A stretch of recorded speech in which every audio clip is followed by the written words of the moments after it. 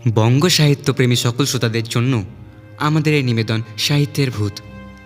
আজ আমাদের গল্প হেমেন্দ্র কুমার রায়ের কলমে ভূতের রাজা। হেমেন্দ্র কুমার রায়ের জন্ম 1888 সালের 2রা সেপ্টেম্বর কলকাতায়। তার উল্লেখযোগ্য রচনাগুলির মধ্যে অন্যতম জকের ধন, সাগরদ্বীপের জকের ধন, 150 খোকার কাণ্ড সর্বাধিক তাকে জনপ্রিয়তা এনে দিয়েছে। আজকের গল্পটি কিশোর ভৌতিক সমগ্র বই থেকে নেওয়া হয়েছে। গল্প পাঠে রয়েছে সুপ্রিয়, সূত্রধর আমি রনিত। শুরু হচ্ছে ভূতের রাজা।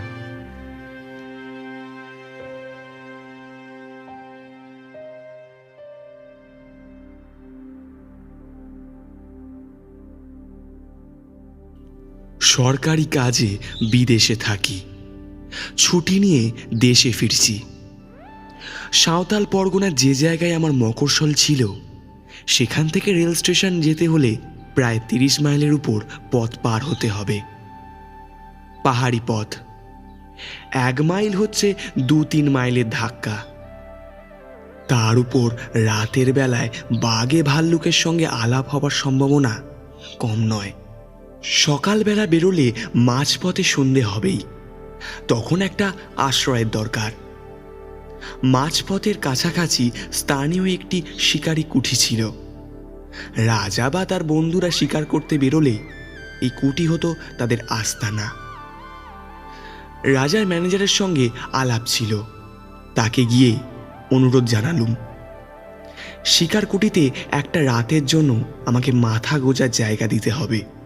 ম্যানেজার বললেন, এখন শিকারের সময় না, কুটি খালিই পড়ে আছে। আপনি 1 রাত কেন 1 মাস থাকতে পারেন। এখানকার পুলিশ সুপারিনটেন্ডেন্ট টেলার সাহেব আজ রাতটা সেখানে বিশ্রাম করবেন। কুটিতে আরও ঘর আছে, আপনারও থাকতে অসুবিধা হবে না। কিন্তু কিন্তু কি? কিন্তু আপনি সেখানে রাত কাটাতে পারবেন কি? কেন পারবো না? লোকের মুখে শুনি কুটিতে নাকি অপদেবতার ভয় আছে। অপদেবতা? হ্যাঁ, অপদেবতা ছাড়া আর কি বলবো। কুটির পাশেই শালবনের ভেতরে সাঁওতালিদের এক ভুতুড়ে দেবতা আছে। ওই দেবতা নাকি ভূতের রাজা। তার ভয়ে সাঁওতালিরা পর্যন্ত সন্ধ্যার পর ওপারা মারায় না। তারা বলে তাদের দেবতা নাকি রাতের বেলায় কুটির ভেতরে ঘুমোতে আসে। আমি হো হো করে হেসে উঠলুম। বেশ তো, মানুষ হয়ে দেবতার সঙ্গে রাত্রিবাস করব, এই তো মস্ত পুণ্যের কথা। আমি রাজি। ম্যানেজার বললেন, আমি অবশ্য সব ছেলে মানুষই কথায় ততটা বিশ্বাস করি না, তবু বলা তো যায় না। যথাসময়ে ডুলি চড়ে রওনা হয়ে সন্ধ্যার কিছু আগে শিকার কুঠিতে পৌঁছালুম। ডুবি বেয়ারা বলে গেল 3 মাইল তফাতে একটা গাঁয়ে গিয়ে তারা আজ রাত কাটাবে। কাল সকালে আবার ডুলি নিয়ে আসবে। কুঠির বারান্দায় একখানা বেতের চেয়ারে বসে টেলর সাহেব তামাকের পাইপ টানছিলেন। সাহেবের সঙ্গে আমার বেশ পরিচয় ছিল। আমাকে দেখে সাহেব বললেন, এই যে গুপ্ত যে, তুমি কোথায় যাচ্ছ? এই ছুটি নিয়ে দেশে ফিরছি। তুমি? আমি হোমে যাচ্ছি। তুমি কি আজ এখানে থাকবে? হ্যাঁ সাহেব। বেশ বেশ, দুজনে একসঙ্গে রাত কাটানো যাবে, এ ভালোই হলো। 2 জন কেন সাহেব, 3 জন। 3 জন আবার কে? তুমি কি আমার আর্ধাল্যের কথা বলছো? ও, তাকে আমি মানুষের মধ্যে গণ্য করি না। না সাহেব, তোমার আলদারির কথা বলছি না। তবে কি তুমি কুটির দারোয়ানের কথা ভাবছো? না, সে রাত্রে এখানে থাকে না। না না, আমি দারোয়ানের কথাও বলছি না। তুমি কি শোনোনি সাহেব, সাঁওতালিদের এক দেবতা রাত্রে আমাদের সঙ্গী হতে পারেন? টেলর হেসে বললে, ওটা শুনেছি বটে, তাহা সে রূপকথার এক বর্ণ বিশ্বাস করি না। তুমি করো নাকি? করলে এখানে রাত কাটাতে আসতাম না। টেলর পাইপে 3-4টে টান মেরে বললে, দেখো ক্ষুব্ধ, সাঁওতালিদের ওই দেবতাটিকে আমি দেখেছি। এমন বিভৎস দেবতা পৃথিবীতে আর 2টি নেই। তাকে দেখে আমার ভারী পছন্দ হয়েছে। পছন্দ হয়েছে? হ্যাঁ, তাই ঠিক করেছি কাল যাবার সময় তাকে আমি সঙ্গে করে নিয়ে যাব। ইংল্যান্ডে আমার বাড়ির বৈঠকখানায় তাকে সাজিয়ে রেখে দেব। আমার বন্ধুরা তাকে দেখলে খুব তারিফ করবেন। আমি হেসে বললুম, তাহলে বোঝা যাচ্ছে কাল থেকে দেবতার এই কুঠিতে আসবেন না। তবে এই বেলা তাকে একবার দর্শন করে আসি। তার আড্ডাটা কোথায়? টেলর আঙুল দেখিয়ে দিয়ে বললেন, হয়েছে ওইখানে, মিনিট খানেকের পথ। পায়ে পায়ে এগিয়ে গেলুম। কুঠির পাশেই অনেকগুলো শাল গাছ দল বেঁধে দাঁড়িয়ে আছে। তাদেরই ছায় একটা পাথুরে ডিপির উপর মানুষের মতন উঁচু একটা মূর্তিকে দেখতে পেলুম। মূর্তিটার রং করা কাঠের। তার দেহ মানুষের মতো বটে, কিন্তু তার মুখ দানবের মতন প্রকাণ্ড। আর সে মুখের ভাব কি ভয়ঙ্কর! দেখলেই বুকের কাছটা ছ্যাঁত ছ্যাঁত করে ওঠে। মাথার চুলগুলো সাপের মতন ঝুলছে, কান দুটো হাতির মতন, মুখখানা খানিক সিংহ আর খানিক ভাল্লুকের মতন। দুটো গোল গোল কাঁচের চোখ আগুনের মতন জ্বলছে। হাঁ করা বড় বড় দাঁতওয়ালা মুখের ভিতর থেকে রাঙা টকটকে লকলকে জিভের আধখানা বাইরে বেরিয়ে পড়ে ঝুলছে। কাঁধ ও মুন্ডের মাঝখানে গলাটা দেখলে মনে হয় কে যেন একটা লিকলিকে সরু বাকাটির উপর মুখখানা বসিয়ে দিয়েছে। হাত দুখানা বাঘের থাবার মতন। কোমরের কাছ থেকে পা পর্যন্ত দেহের কোনো অঙ্গ প্রত্যঙ্গ দেখাই যাচ্ছে না। কাঠকে কুঁদে আর কোনো অঙ্গ করা হয়নি। মূর্তির গায়ের রং আলকাতরার মতন কালো, আর মুখের রং খানিক সাদা, খানিক তামাটে ও খানিক হলদে। ভাবলুম, এ মূর্তি যদি সত্যি সত্যি রাত্রে কুঠিরে ঘুমাতে আসে, তাহলে আমাদের ঘুম এ জীবনে ভাঙবে কি? ধীরে ধীরে কুঠির দিকে ফিরে এলুম। টেলর পশ্চিমের আকাশের দিকে তাকিয়ে কি দেখছিল। আমাকে দেখে সে বলল, খুব ঝড় বৃষ্টি আসছে, ওই দেখো। সত্য কথা, পশ্চিমের আকাশখানা আচম্বিতে ঠিক যেন কালো কোষ্ঠী পাথর হয়ে গেছে। ঝড় উঠতে আর দেরি নেই। ঝড় এসে সমস্ত অরণ্যকে জাগিয়ে দিয়ে গেছে। এখন বৃষ্টি পড়ছে মুষলধারায়। অনেক রাত। টেলরের নিমন্ত্রণ দিয়ে তার সঙ্গে গল্প করতে করতে অনেকক্ষণ আগে ডিনার খেয়েছি। এখন টেলর তার ঘরে গিয়ে হয়তো দিব্যি আরাম নিদ্রা দিয়েছে, কিন্তু আমার চোখে ঘুম নেই। ভূতটুট আমি কিছু মানি না, তবু কেন জানি না মনটা কেমন খুঁতখুত করছে। রাজার সেই ম্যানেজারের কথাগুলো আর সাঁওতালি দেবতার সেই ভয়ানক মুখখানা মনের ভিতর দিয়ে ক্রমাগত আনাগোনা করছে। যত তাদের ভুলবার চেষ্টা করি আজে বাজে নানা কথা ভেবে, তত তারা মনের উপর চেপে বসে, নরম মাটির উপরে ভারী পায়ের দাগের মতন। বাইরে বৃষ্টি ঝরছে ঝমঝম করে, মাঝে ঝোড়ো দমকা হাওয়া, যেন কোনো শত্রুকে অভিশাপ দিচ্ছে। তারই ভিতর থেকে একবার শুনলাম হায়নার অট্টহাসি, একবার শুনলাম শ্রীগাল দলের মায়া কান্না, একবার শুনলাম বাঘের গর্জন। হঠাৎ আমার ঘরের দরজার উপর দুমদাম আঘাত হলো। ধর্মর করে বিছানায় উঠে বসলুম। সে কি আসছে তাহলে? দরজার উপরে আর কোনো আঘাত হলো না। ঝোড়ো আবার ঝাপটায় দরজা নড়ে উঠছে নিশ্চয়ই। নিজের কাপুরুষতার জন্য মনে মনে নিজেই লজ্জিত হয়ে আবার শুয়ে পড়ার চেষ্টা করছি। এমন সময় বাইরে থেকে ঘন ঘনে জমানো গলায় শুনলুম, লেখপুরোধের কেসে নিন ঘন্টা বাড়ি মা খোয়া, লেগো বুড়োদের কাছে নিয়ে ঘন্টা বাড়ি মাখোয়া, লেগো বুড়োদের কাছে নিয়ে ঘন্টা বাড়ি মাখোয়া, লেগো বুড়োদের কাছে নিয়ে ঘন্টা বাড়ি মাখোয়া। এ তো সাঁওতালি ভাষা, নিশ্চয়ই কোনো সাঁওতালি গান গাইছে। কিন্তু এত রাত্রে এমন ঝড় বাদলে এই হিংস্র জন্তু ভরা গভীর অরণ্যের মধ্যে কোন সাঁওতালি মনের আনন্দে শখ করে গান গাইতে আসবে?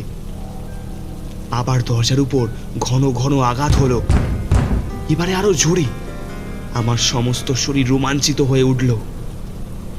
এ তো ঝড়ের ধাক্কা নয়, এই যে সত্য, এই যে সত্যই কেউ দরজা ঠেলছে আর ঠেলছেই। তবে কি সে এসেছে?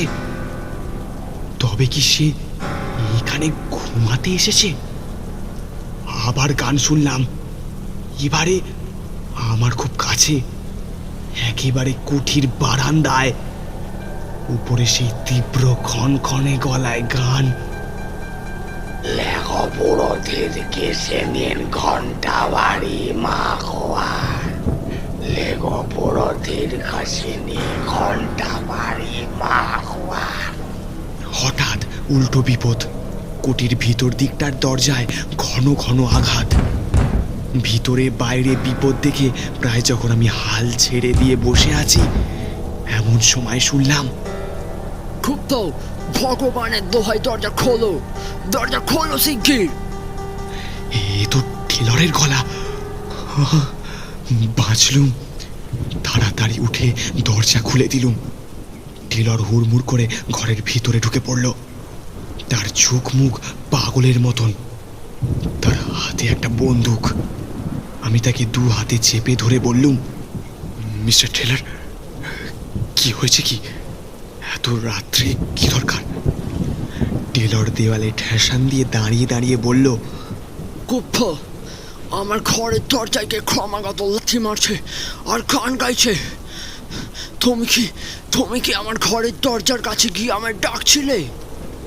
আমি বললুম, না না, আমি আমার বিছানা ছেড়ে এক পাও নড়িনি, কিন্তু আমারও ঘরের দরজা যে কে নাড়ছে আর গান গাইছে। ওই শোনো। দুম দুম করে আমার ঘরের দরজায় আবার দুবার প্রচন্ড জোরে আঘাত হলো। সঙ্গে সঙ্গে সেই গান। লেগো বুড়োদের কেসে নিন ঘন্টা বাড়ি মাখোয়া, লেগো বুড়োদের কাছে নিয়ে ঘন্টা বাড়ি মাখোয়া। আচমকা আবার একটা ঝড়ের ঝাপটা এসে পড়ল জানলার উপরে। সঙ্গে সঙ্গে একটা খড়খড়ি দুমদাম করে খুলে গেল। সঙ্গে সঙ্গে বিদ্যুতের আলোকে স্পষ্ট দেখলুম বারান্দার উপরে কার একটা জীবন্ত ছায়ামূর্তি দাঁড়িয়ে রয়েছে। কে কে ও? এ কি সেই যে প্রতি রাত্রে এখানে ঘুমাতে আসে? আমার মাথার চুলগুলো যেন খাড়া হয়ে উঠল। ট্রেলর বন্দুক তাক করে গজরে উঠল। সঙ্গে সঙ্গে ছায়ামূর্তিটা স্যাঁত করে সরে গেল বারান্দার এক পাশে, আমাদের চোখের আড়ালে সরে গেল। খুব তো জানলা বন্ধ করে দাও, খুব তো জানলা বন্ধ করে দাও। পা চলতে চাইছিল না, কিন্তু পাছে টেলর মনে করে বাঙালি কাপুরুষ। সেই ভয়ে নিজের সমস্ত দুর্বলতাকে দমন করে আমি জানলার পাল্লা দুটো আবার বন্ধ করে দিলুম। টেলর টলতে টলতে আমার বিছানার উপর বসে পড়ল। খুব তো, কিছু মনে করো না তুমি, আমি আজ তোমার বিছানাতেই তোমার সঙ্গে রাত কাটাবো। বাইরে আবার কেউ গান গাইল। লেগো বুড়োদের কেসে নিন ঘন্টা বাড়ি মাখোয়া, লেগো বুড়োদের কাছে নিয়ে ঘন্টা বাড়ি মাখোয়া, লেগো বুড়োদের কেসে নিয়ে ঘন্টা বাড়ি মাখোয়া, লেগো বুড়োদের কেসে নিয়ে ঘন্টা বাড়ি মাখোয়া। সকালবেলা, কিন্তু তখনও সমানভাবে বৃষ্টি ঝরছে আর ঝরছেই। আস্তে আস্তে দরজা খুলে বারান্দায় এসে দাঁড়ালুম। সারা আকাশখানা যেন কালো মেঘের ঘেরটোপ দিয়ে ঢাকা। সূর্যকে যেন আজ কোনো অন্ধকার রাহু গ্রাস করে ফেলেছে। যত দূর নজর চলে খালি দেখা যায় অরণ্যের শ্যামল তরুণ বিরাট সভা আর শৈমমালার গর্ভোন্নত শিখর, এবং তারই ভিতরে এসে পড়েছে তীরের চকচকে ফলার মতন বৃষ্টির অশান্ত ধারাগুলো।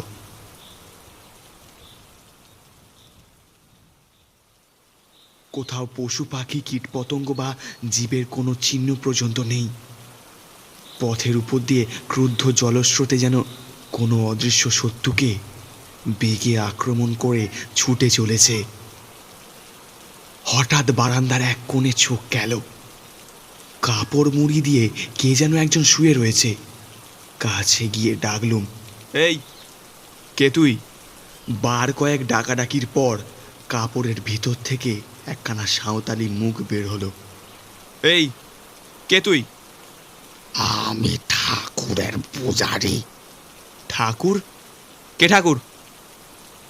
যিনি এ শালবনে থাকেন।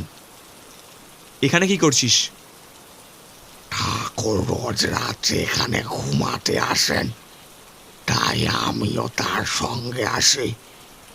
কাল রাত্রে তাহলে তুই দরজা ঠেলছিলি? আমি ঠেলছিলাম, ঠাকুরও ঠেলছিলেন। আর গায়ে ছিল কে? আমি। এমন সময় টেলর ঘরের ভিতর থেকে বেরিয়ে এলো। তাকে সব কথা খুলে বললুম। টেলর তো শুনেই মহা খাপ্পা। ঘুষি পাকিয়ে পুরুতের দিকে ছুটে যাবা মাত্র সে এক লাফে বারান্দার রেলিং টপকে বাইরে পড়ে বাগানের ভিতরে কোথাও যেন অদৃশ্য হয়ে গেল। টেলর বললে, রাস্কেলকে ধরতে পারলে একবার দেখিয়ে দিতুম। ও সারা রাত কি অশান্তিতেই না কেটেছে। আমি বললুম, যাক, যা হবার তো হয়ে গেছে, এখন আমাদের কি উপায় হবে বলো? কুঠির দারোয়ানও এলো না, ডুলির বেয়ারাও বোধহয় এই দুর্যোগে আর আসবে না, আমরা যাব কেমন করে? টেলর বললে, আমাকে যেমন করেই হোক আজ যেতেই হবে। বোম্বে যাওয়ার টিকিট পর্যন্ত আমি কিনে ফেলেছি। উপায় থাকলে তোমাকেও আমি স্টেশন পর্যন্ত পৌঁছে দিতুম, কিন্তু আমার 2 সিটার গাড়ি। আমি আমার আর্দালি আর তুমি তোমার চাকর, আর তোমার অত মালপত্র অতটুকু গাড়িতে ধরবে না।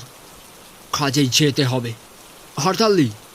টেলরের আড়দালি এসে সেলাম করলে।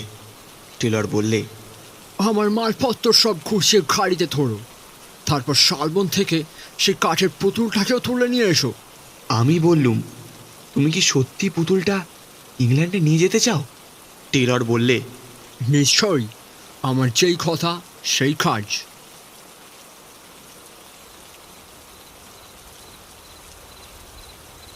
আবার রাত এলো। বৃষ্টি এখনো থামেনি। আমি এখনো কুটিতে বন্দি হয়ে আছি। টেলর চলে গেছে এবং যাবার সময় সাঁওতালিদের ভূতের রাজাকেও সঙ্গে করে নিয়ে গেছে। সে আর এই কুটির ভিতরে ঘুমাতে আসবে না। চোখে ঘুম আসছিল না। একখানা ইংরাজি নোভেল বার করে পড়তে বসলুম। ঘণ্টা দেড়েক পর তন্দ্রার আবেশ এলো। আলোটা কমিয়ে দিয়ে শয়নের উপক্রম করছি এমন সময় শুনলুম বাইরের সিঁড়ির উপরে আওয়াজ হলো, ঠিক যেন কাঠের আওয়াজ। ঠক ঠক করতে করতে আওয়াজটা আমাদের ঘর বরাবর এলো। তারপর দরজার উপরে শুনলুম ধাক্কার পর ধাক্কা। কি বিপদ! টেলর তো পুতুলটাকে নিয়ে কোন সকালে বিদায় হয়েছে। এই আবার কি জ্বালাতে এলো? নিশ্চয়ই সাঁওতালি পুরুত বেটা। সে হতভাগ্য রোজ রাত্রে এখানে আরাম করে ঘুমায় আর চারিদিকে রটিয়ে দেয় কুঠির ভিতরে নাকি ভূতের রাজা শুতে আসেন। ধাক্কার জোর ক্রমেই বেড়ে চলল। একবার ভাবলুম দরজা খুলে পুরুতটাকে লাথি মেরে তাড়িয়ে দিই। তারপর মনে হলো সে কাজ ঠিক হবে না। এই দুর্যোগে, এই ভীষণ জঙ্গলের ভিতরে রাত্রে একলা আমি এখানে আছি। যদি কোনো দুষ্টু লোক কুমতলোপে এসে থাকে। বন্দুকটা নিয়ে দরজার কাছে গিয়ে দাঁড়ালুম। দরজার একটা জায়গায় ছেঁদা ছিল। বন্দুকের নলটা সেইখানে রেখে দিয়ে চেঁচিয়ে বললুম, কে আছো? চলে যাও, নইলে এখানে আমি বন্দুক ছুড়ব কিন্তু।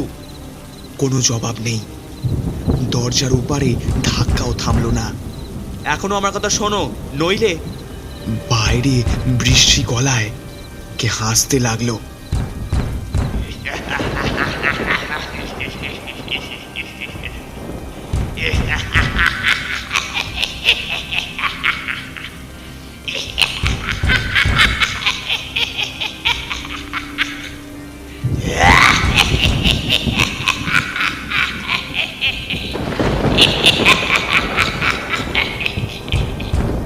আমি বন্দুকের ঘোড়া টিপলুম। সঙ্গে সঙ্গে দরজার উপরে ধাক্কা থেমে গেল। একটা আওয়াজ ঘরের কাছ থেকে দূরে সরে যেতে লাগলো। তারপর কুঠির সিঁড়ির উপরে শব্দ শুনলুম। খানিক পরে অনেক দূর থেকে আবার সেই বৃষ্টি হাসি শোনা গেল।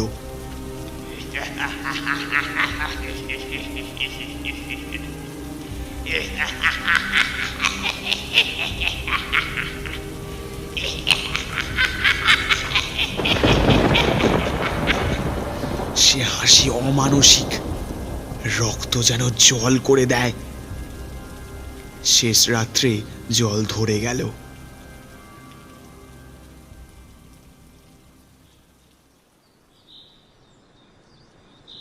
সকালে দরজা খুলতেই কাঁচা সোনার কচি রোদ। সে এসে ঘরখানা যেন হাসিতে ভরিয়ে তুললে। রোদ দেখে মনটা খুশি হয়ে উঠল। বারান্দায় বেরিয়ে দেখি এক কোণে কাপড় মুড়ি দিয়ে কে শুয়ে রয়েছে। তেড়ে গিয়ে মারলুম এক ধাক্কা। ধর্মর করে সে উঠে বসল। সেই সাঁওতালি পুরুতটা। আমি ক্রুদ্ধ স্বরে বললাম, কাল রাতে আবার কি করতে এসেছিলে এখানে? ভারী চালাকি পেয়েছো না? লোকটার মুখের ভাব একটুকু বদলালো না।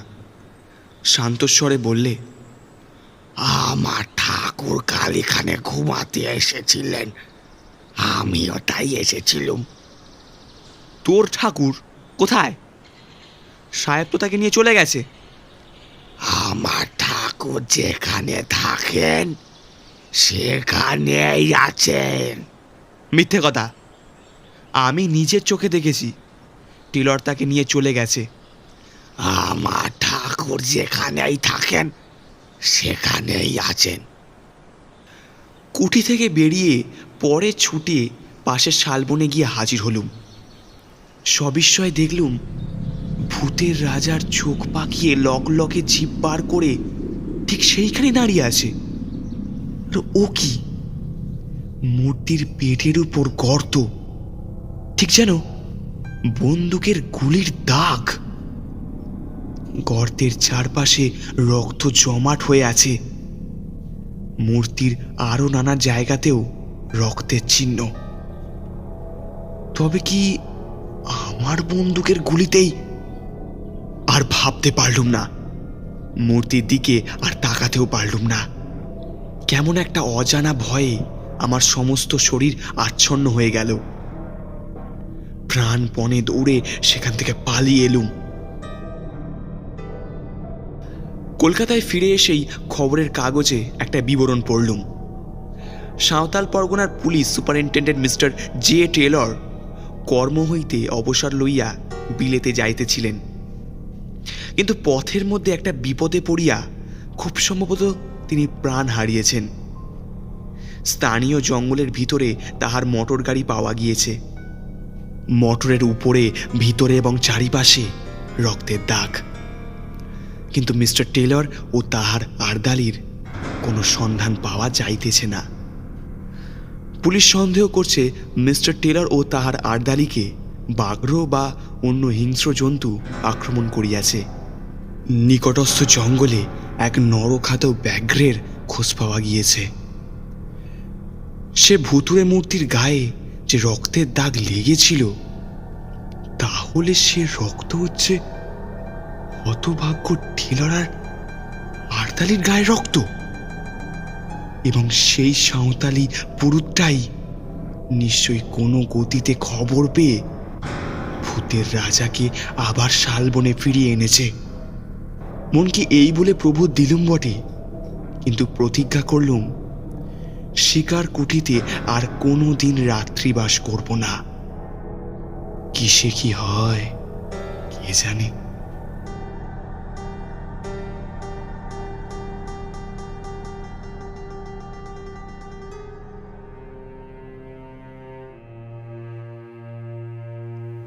শুনছিলেন হেমেন্দ্র কুমার রায়ের কলমে ভূতের রাজা। গল্প পাঠ এবং সাঁওতালি পুরোহিতের চরিত্রে ছিল সুপ্রিয়, টেলরের ভূমিকায় রূপঙ্কর, ম্যানেজারের ভূমিকায় দেবায়ন, সূত্রধর আমি রনিত, আবহ সঙ্গীত অন্যান্য সাউন্ড এফেক্টসে আমি রনিত, পোস্টার ডিজাইনে সৃজু ও অধীপ। কেমন লাগলো আজকের গল্প অবশ্যই কমেন্টে জানাবেন। সবাইকে জানাই নতুন বছরের অনেক অনেক শুভেচ্ছা ও অভিনন্দন। নতুন বছর সবার ভালো কাটুক। সবাই সুস্থ থাকুন এবং শুনতে থাকুন সাহিত্যের ভূত। শুভরাত্রি।